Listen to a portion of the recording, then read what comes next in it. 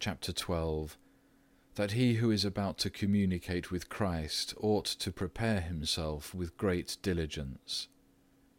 The voice of the Beloved. I am the lover of purity and the giver of sanctity. I seek a pure heart, and there is the place of my rest. Prepare for me the larger upper room furnished, and I will keep the Passover at thy house with my disciples. Mark 14, verses 14 and 15. If thou wilt that I come unto thee and abide with thee, purge out the old leaven, 1 Corinthians verse 7, and cleanse the habitation of thy heart. Shut out the whole world and all the throng of sins. Sit as a sparrow alone upon the housetop, Psalm 102 verse 7, and think upon thy transgressions with bitterness of thy soul.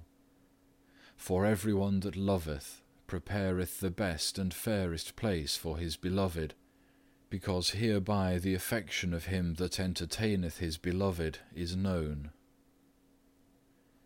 Yet know thou that thou canst not make sufficient preparation out of the merit of any action of thine, even though thou shouldest prepare thyself for a whole year, and hadst nothing else in thy mind. But out of my tenderness and grace alone art thou permitted to draw nigh unto my table, as though a beggar were called to a rich man's dinner, and had no other recompense to offer him for the benefits done unto him, but to humble himself and to give him thanks.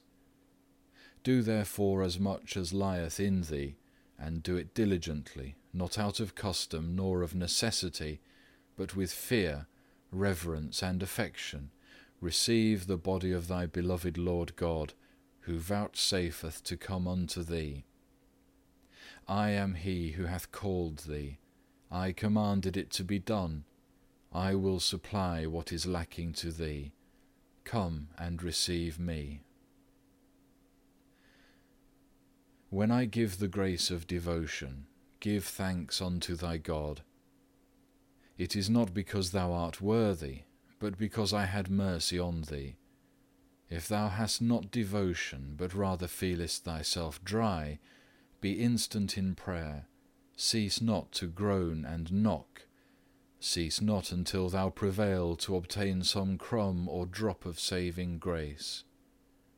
Thou hast need of me, I have no need of thee. Nor dost thou come to sanctify me, but I come to sanctify thee and make thee better. Thou comest that thou mayest be sanctified by me and be united to me, that thou mayest receive fresh grace and be kindled anew to amendment of life. See that thou neglect not this grace, but prepare thy heart with all diligence, and receive thy beloved unto thee. But thou oughtest not only to prepare thyself for devotion before communion, thou must also keep thyself with all diligence therein after receiving the sacrament. Nor is less watchfulness needed afterwards than devout preparation beforehand. For good watchfulness afterwards becometh in turn the best preparation for the gaining more grace. For hereby is a man made entirely indisposed to good, if he immediately return from communion to give himself up to outward consolations. Beware of much speaking, remain in a secret place, and hold communion with thy God, for thou hast him whom the whole world cannot take away from thee.